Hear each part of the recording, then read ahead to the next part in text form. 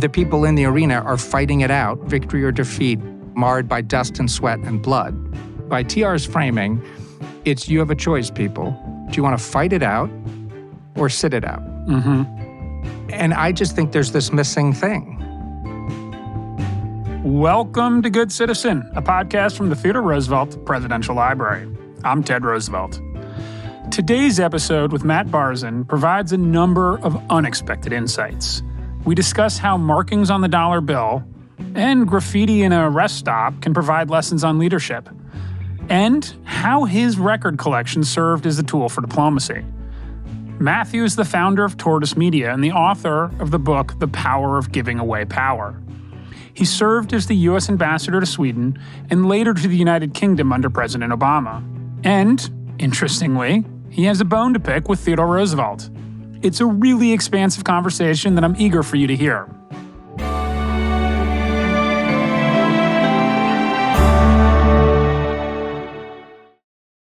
I got to be ambassador twice, which was fun. First in Sweden, then in the United Kingdom. And the wonderful State Department colleagues I got to work in both places have this tradition that I'd never done before, but I love it. It's they walk around with a printout of their Outlook calendar each day on an index card. So I adopted this practice, and I would have blue for government to government, like go meet with the foreign secretary. Doing press and stuff was in yellow, which was not that funny a joke. Then there was cultural diplomacy, promoting trade and investment between the two countries. And so if you look at a given day, or probably more appropriate, a given week, it's sort of a rainbow of those sorts of colors and activities. You do have a certain amount of discretion. I ended up focusing a lot on the good folks at Pew Charitable Trust had done one of their remarkable surveys. Do young people have a more favorable or less favorable opinion of the United States than their parents or grandparents? Fairly straightforward. This is in the 40 countries. 39 of those countries, young people had a higher opinion than their parents, except for the United Kingdom, where it was significantly lower than their parents or grandparents. And part of that, Ted, is because their parents and grandparents had a very high opinion, especially the grandparents, remembered FDR and Churchill and World War II. But for this gang, that was not. It was more Second Iraq War. It was Edward Snowden revelations around the kind of surveillance we do. And I would do these workshops with 100 kids at a time, asking them what frustrated them about the United States. And we would talk about that for an hour. And by the end, I did 200 schools, and I have 20,000 index cards up in my attic of the doodles, because I asked the kids to draw something that frustrated them so we could talk about it. Have you thought about doing that domestically? I would imagine that if you did a survey in the United States that you'd get the same results or similar results. It was such a highlight of my time over there that I didn't want to give it up when I came home. Home for me, my adopted home, is Louisville, Kentucky. And I went to high schools in southern Indiana, which is across the Ohio River from us, and in Louisville. So I asked Americans about America. The number one fear was division. Racial, economic, political division. And number one hope was, and inspiration was diversity. So if you think about that, Ted, the hope and the fear had the same root. It's about separateness. So that's what I actually ended up writing a book about, which is how do we deal with separateness? The good part of separateness, which is knowing who you are, where you come from, what you stand for. And so how can you stand out as yourself and fit into something greater? And that's what sort of preoccupies me these days. So let's talk about your book, The Power of Giving Away Power. I want to frame your book and your insights a little bit. The basic idea is around constellation versus pyramid structures. Can you explain what you mean by that?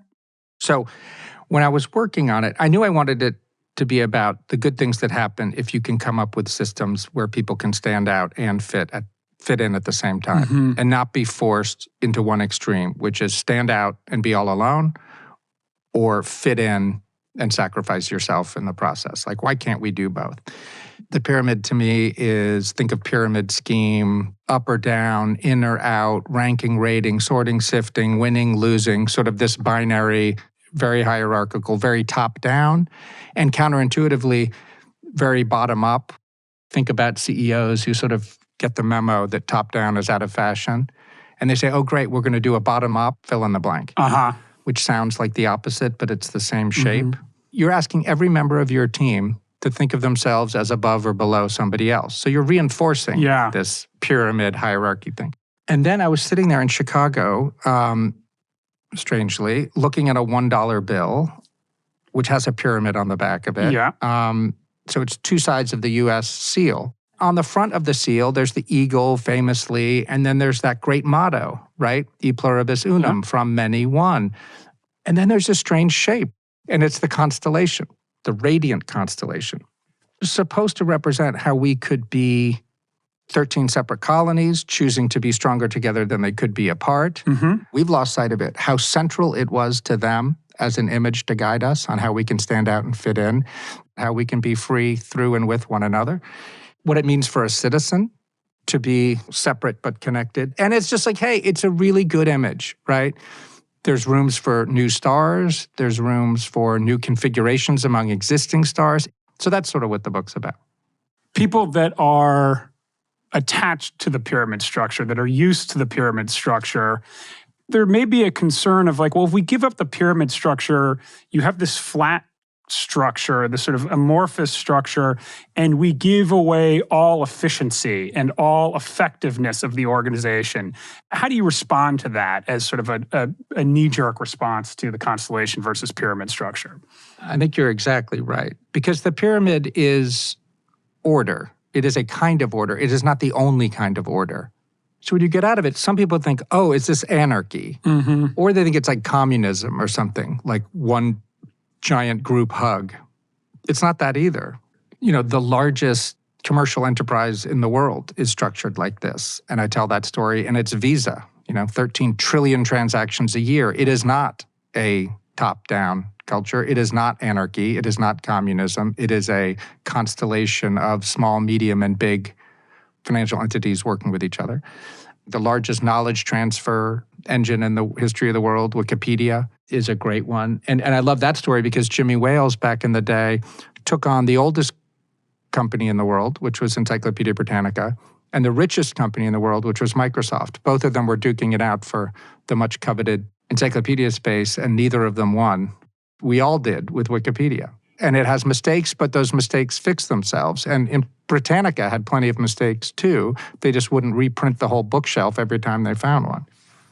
I think another place people sometimes go when they think about it is, it's going to be some sort of like kumbaya compromise solution to everything where it's maybe like a pure democracy. But that's not really what you're talking about either. I mean, it's not about just sort of consensus either. No, exactly. And the United States of America, think about it. Like, we are a constellation of towns, cities, citizens. Like, how do you explain how we all fit together? And if you tried to map it at any scale, it would look a lot like a constellation.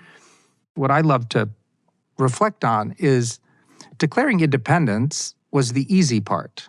People declare independence constantly.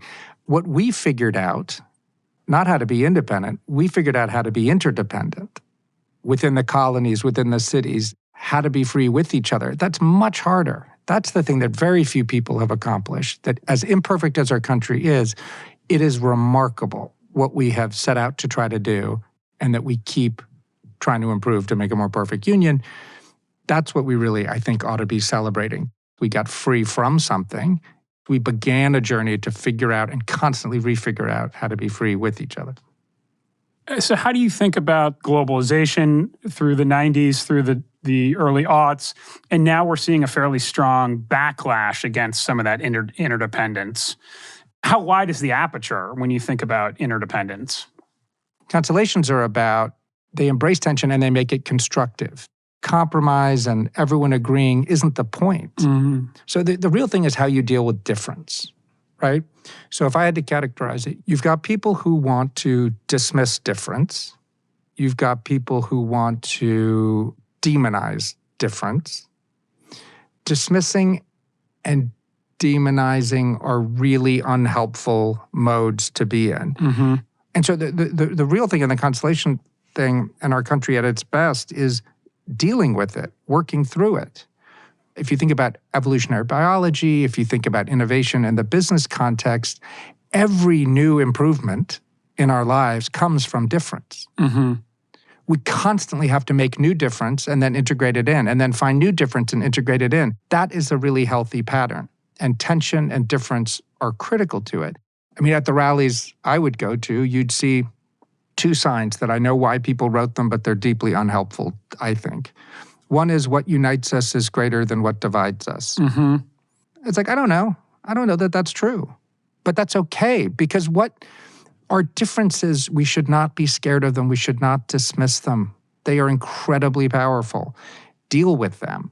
And then the other sign is we need bridges, not walls.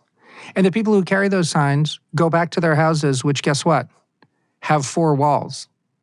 And it's like, come on. Like, bridges to nowhere are stupid. And walls that needlessly separate people who need to be connected are stupid. But walls can be really useful, and so can bridges. So let's judge them by their fruits. I want to go back to the first one, though, the what unites us is greater than what divides us, because that does seem to be a central tenet for why you stay interconnected, I think. And so can you just talk more about that? Like, why is that not necessarily true? I know, and I may be wrong, but there's just a kind of a pandering condescension. Sure. And so here's a story that brings it to life. Tell me if this is outside of the world of politics.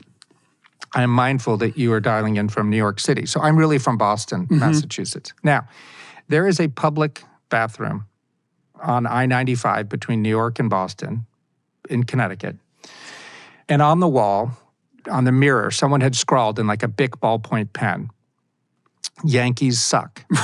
Someone else had scribbled it off and wrote Red Sox suck, right? And then they scribbled that off. So you can see it takes up like a foot of space next to the mirror. So then someone had come in with like a big green Sharpie, right? And they'd circled the whole, mess.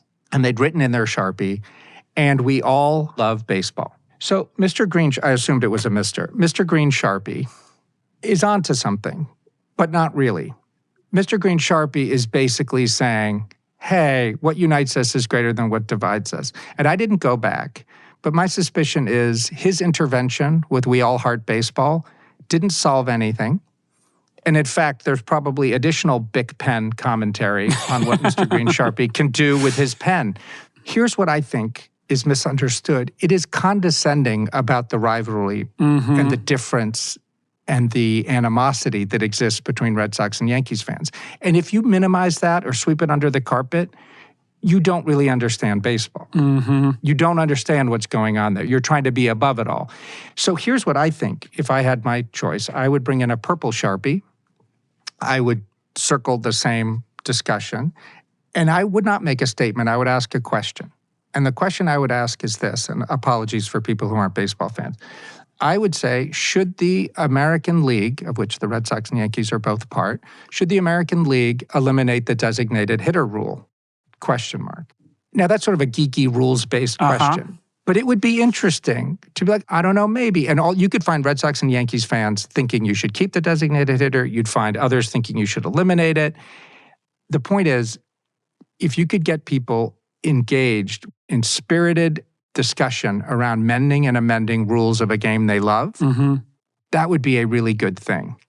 Because that's what I think we've lost in so much of our politics, local, state, and federal, is this sense of, hey, these are the rules of the game. We made them. We should mend and amend them. That's the work we signed up for as a democracy. What's interesting about that analogy, and I don't want to pull it apart to death, but I was a huge Yankees fan for a while, and I find it very uniting to talk to Red Sox fans, even though we are on other sides of the spectrum. It is connective tissue, despite the fact that we're on two sides of it. But I worry if you apply that analogy to kind of American politics today, it is no longer connective tissue. It is actually a source of division and the belief that you are maybe not an American because you believe this side of the political aisle. But I worry that if you lose the kind of core tenet of we're all Americans, we're all fans of sport here, that becomes really destructive. And that was what the green Sharpie person was trying to illuminate, even though I hear your point. Yeah, I think that's right. I mean, I think the thing that will help heal what ails us, and this gets to TR, and the editor of my book was like, do you really want to pick a fight with Teddy Roosevelt? It's an uncommon position to take, but I love it. Everybody loves that guy. I was like, no, I do too. And so I hope maybe we could get into this. Yeah. So the famous in the arena. Yep. Right, it is beloved, right? I remember President Obama, who I am used to work for and big fan of, he read it at John McCain's, put it in the eulogy to John McCain in one of the beautiful and sadly rare bipartisan moments of the last decade. So I understand why people like it. If the choices are fight it out, victory or defeat, or just be a bystander. And it's gladiatorial, right? That is what's going on. The arena is a gladiatorial arena. And the people in the arena are fighting it out, victory or defeat, marred by dust and sweat and blood. By TR's framing, it's you have a choice, people. Do you want to fight it out or sit it out? And I just think there's this missing thing, which is, do you want to work it through? Do you want to build it out? And so the act of building something together is the best thing to help heal, because magic happens when you build something together. And I think the limits of TR's framing, he knew, because later in the speech, he talks about the importance of group activity and doing things together as citizens and not just individualism. So it's about how to be good citizens. And he's like, you should team up and do things together you could never do alone. So he covers it all. It's just slightly less poetic because he wasn't drawn to that, I think. I don't know if you would agree. I'd love to get your take. I absolutely agree. I mean, I think it's the language that TR loved, but it is a call to participation, not a call to be adversarial with everyone. Even that passage that gets is don't sit on the sidelines, participate, be involved is what he's saying. Now, he uses, you're right, gladiatorial language, but if you widen out and read the whole speech, it's very much a comment about leadership and the citizens of a country. And if you're going to be an active citizen of the country, you cannot stand on the sidelines. If you're going to be an active leader in a country, you can't stand aside when your country goes to war. There's a quote of, we remember the soldier, we don't remember the princely lord who would have fought but for all the vile guns. Exactly. And so I think he saw the scope of what needed to be done. And the fact that we have this blind spot. We keep factoring that out. It's like, hey, would you win or lose a marriage? I don't think you would ever win a marriage, right? You might lose one by trying to win it. Parenting, you don't win parenting. Even your career. So these things we value most aren't about victory or defeat. And just to go back to the man in the arena speech, it's actually what he's getting at in that quote in particular is that there's glory in defeat too. There's glory in having tried and failed is far better a path than having not tried at all. I'm with you on trying. It's a call to try, absolutely. But there's an added thing because what he does is he groups with the bystanders, critics. And this, I think, is worth re-examination. It's not the critic who counts. It's like, yeah, but we're in a democracy. So we have to account for critics. We cannot, as annoying as they can be, dismiss people who are critical of us personally, of our political party, of our plans, whatever it might be. We have to have a mindset that thinks not dismissively about criticism, because criticism contains difference. And we have to be on the lookout for and come up with creative ways of constructively getting at that difference. There's so much destructive tension out there that we've come to think that tension is destructive. And it's like, no. We should seek out tension and just make it work for us. That's the whole key. I want to talk about music for a second to pivot here because I'm looking at the records over your right shoulder behind you, which our listeners can't see, but I know music's a pretty important part of your life. What's behind you? Well, what the listeners can't see is it's like a record store display case for records that used to be in the front hallway when you walked into Winfield House, which is the official residence of the American ambassador in London. So I put in a record player when I was there, like a turntable. So I would just have records out there. And so when people came in, if they were, let's say, from Newcastle or the northeast of England, I would put out like Dire Straits and bands that I knew were from there. And just as sort of like chumming the waters for engagement. And so I'd say, well, before our meeting, do you want to put on a record? People could flip through, and they're organized here by United States, United Kingdom, United Nations. And I just found that music gets people's sort of body, like the shoulders go down. It just sort of relaxes you so that you're in a better position to talk about difficult or important things that you might want to do. So I would do all these fun musical events at the embassy. Like we had the National come and play in our living room. We had Ed Sheeran come and play, and we had Squeeze, and we had Bastille. It was amazing. Duran Duran. We tried to hit for the different age groups. So that's what music kind of does for me.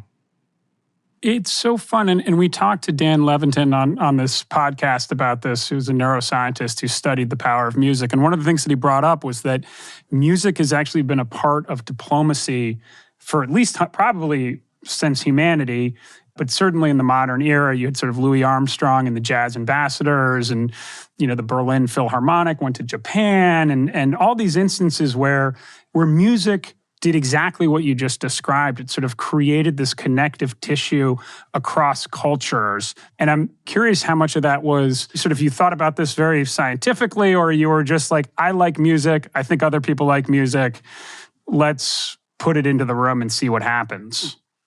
Two things come to mind. One, American diplomats are very good writers, many of them. But they kind of tend to think, it's sort of like people think pyramid is the only kind of order. People think writing is like the only way of explaining something. And so I think in a similar way, like what can music do that the written word can't do, that visual things can't do? And clearly the answer is like a lot. And the second thing was this wonderful mentor of mine, right before I went to be ambassador to Sweden. He had done public diplomacy in his whole career, and he was retired. His name was Carl. And he said, you're going to find that people really like America, and they don't much like the United States. And I sort of fell for his I was like, what do you mean? And he's like, America is sort of like the idea. It's diversity, it's freedom, jazz, it's sports, it's all these positive things people who aren't from here like about America. He said the United States is like foreign policy. It is like troops deployed in Europe and in Asia. It is our intelligence gathering operations, all sorts of things that like, Yeah. And so his advice was, he said, look, you can spend your whole time just getting everyone to talk about America and the happy stuff. Don't squander it by just doing feel-good stuff. Talk about what they don't like about the United States and our foreign policy. Don't waste this moment. And I thought that was really good. So the music was like a means to an end. It wasn't just sort of like, let's stay in happy land. It was like, let's lighten up, let's get into a mode where we can disagree constructively. There's so many ways in which we communicate that are beyond language. That are equally as, in fact, maybe even more important than the language that we use. I'm going to take a point of personal privilege here on this podcast. And you mentioned the National coming to play, and they are my favorite band. I know some of the band members personally, and I would say it's probably the only instance in where the term fanatic is appropriately applied. I just absolutely love them. How was it to have them come play for you? When they came, they're like, oh, we're called dad rock. And I was like, oh, I hadn't heard that phrase back then. I was like, oh yeah, guilty. They came in early the day before. They played this amazing session in our living room. And then they stayed. We had a party all night, spent over, had breakfast the next day. It was a weekend, summertime. And then they, above and beyond, they let us use a recording because we made a beautiful recording. But they gave us permission to use that song, England, and to press it onto a 12-inch that we made as a goodbye present for people we served with. So I got to, quote, make an album. In my book, it's about as cool a thing as you could do if in the position that you're in. So let me pivot again here because I want to talk a little bit about the relationship between civic duty and media. And the reason I ask this question is that your company, Tortoise Media, recently bought The Observer. And I think about Laurene Powell Jobs, who owns The Atlantic, Jeff Bezos, The Washington Post, and to some degree, even probably Elon Musk in his head owning Twitter.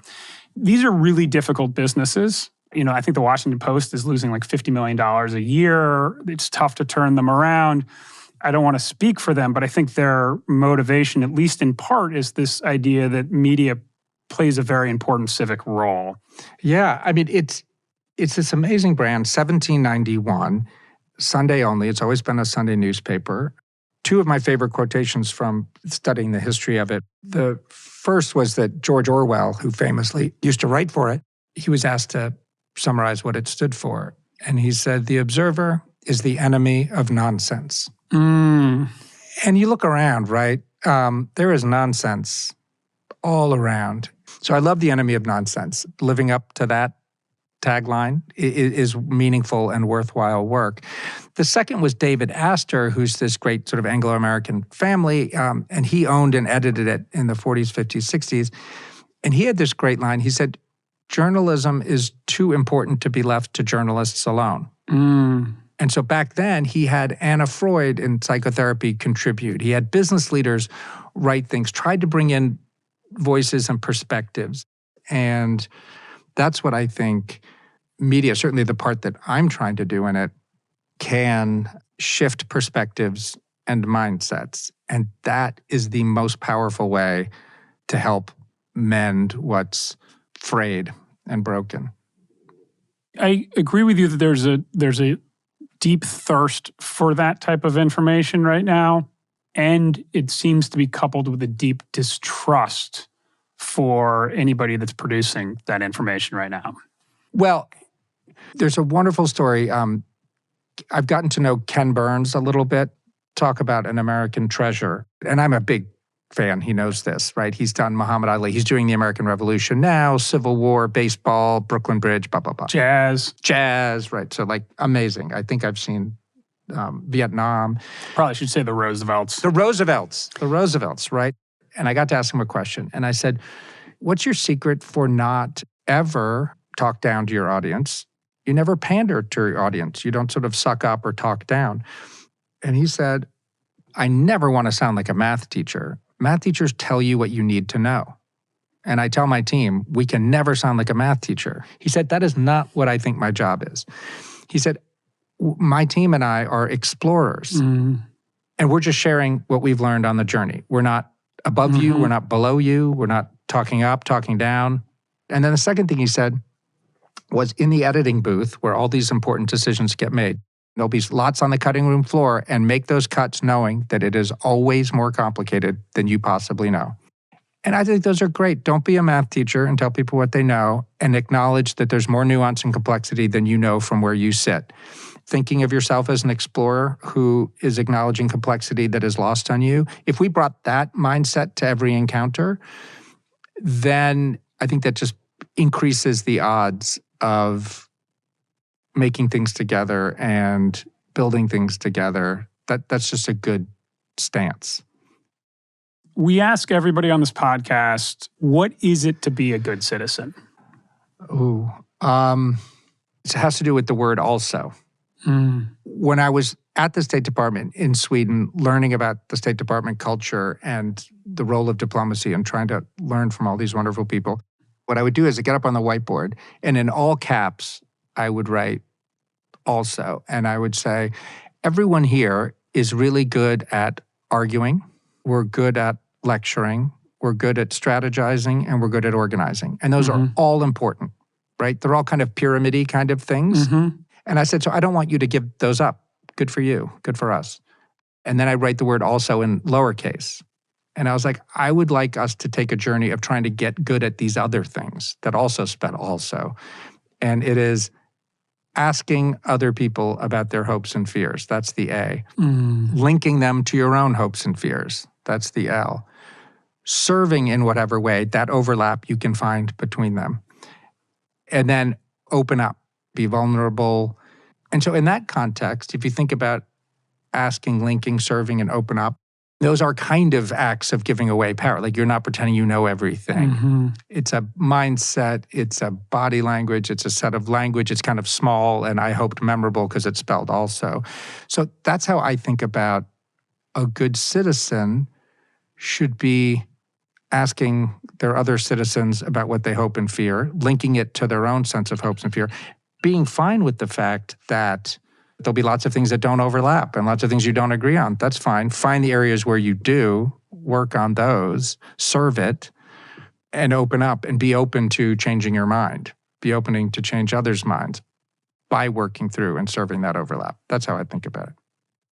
Matthew, thank you so much for joining us today. I could keep going for another 12 hours here, but I will be mindful of your time. But thank you again. I loved it. It was such a pleasure having you on the show, Matthew. Thank you again for taking the time to chat with me, for sharing your thoughts on leadership. Your ideas are smart and inviting, and I'm always happy to take on the man in the arena with you. Listeners, get yourself a copy of The Power of Giving Away Power: How the Best Leaders Learn to Let Go, and see how it might change your perspectives. Good Citizen is produced by the Theodore Roosevelt Presidential Library in collaboration with the Future of Storytelling and Charts and Leisure. You can learn more about TR's upcoming presidential library at trlibrary.com.